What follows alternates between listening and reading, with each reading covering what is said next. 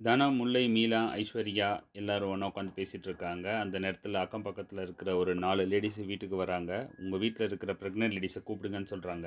இத கேட்டு ஷாக் ஆகுற தனம், மீனா எதனாலன்னு கேட்குறாங்க. இல்ல நீங்க கூப்பிடுங்கன்னு சொல்லி முல்லைய கூப்பிடுறாங்க. முல்லை வந்த பிறகு நீங்க எப்ப வீடு காலி பண்ண போறீங்கன்னு கேட்குறாங்க. அதுக்கு முல்லை நீங்க எதுக்கு கேட்குறீங்கன்னு சொல்ல, இல்ல எங்க நாத்தனாருக்கு குழந்தை இல்ல. இந்த வீட்டோட ராசி குழந்தை பிறக்கும்னு சொன்னாங்க. அதனால தான் நாங்களும் நீங்க காலி பண்ண பிறகு இந்த வீட்டுக்கு வரலான்னு சொல்றோம் சொன்னாங்க. இத கேட்டு எல்லாரும் காமெடியா சிரிச்சுட்டு இருந்தாங்க. வழக்கம் போல அண்ணன், தம்பிங்க தனம், மீனா, முல்லை எல்லாரும் உட்காந்து பேசிட்டு இருக்காங்க. அந்த நேரத்தில மூர்த்தி ஒரு காமெடி பண்றாப்புல. அது நம்மளுக்கே தெரியும். மூர்த்தியோட காமெடி எப்படி இருக்குன்ட்டு ஒரு வயிறு குலுங்க சிரிச்சுட்டு தான் இருந்தோம்.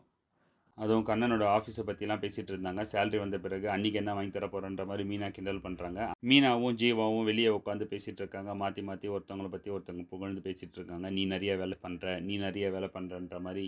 மறுநாள் காலையில் ஜீவா, கதிர், மூர்த்தி உட்காந்து பேசிகிட்டு இருக்கிறபோது கண்ணன் ஆஃபீஸ்க்கு கிளம்புறாரு. அதுக்கப்புறம் கதிரும் ஏதோ டெலிவரி இருக்குன்றதுனால கிளம்புறாரு. அப்போ கார் எடுத்துகிட்டு போக சொல்கிறாரு மூர்த்தி. ஜீவாவும் வேலைக்கு கிளம்பி போயிடுறாரு. வீட்டு வெளியே கொஞ்சம் தூரத்தில் மீனாவோட அப்பா வெளியே இருந்து எங்கேயோ ஃபோன் பேசிகிட்டு இருக்கிறாங்க. அந்த நேரத்தில் காரில் போகிற கதிரை பார்க்குறாரு. பின்னாடியே பைக்கில் போகிற கண்ணனையும் பார்க்குறாரு. அதுக்கு பின்னாடி ஜீவாவும் டிவிஎஸில் போகிறத பார்த்துட்ருக்காரு. 3வது படித்தவன் காரில் போயிட்டுருக்கிறான்.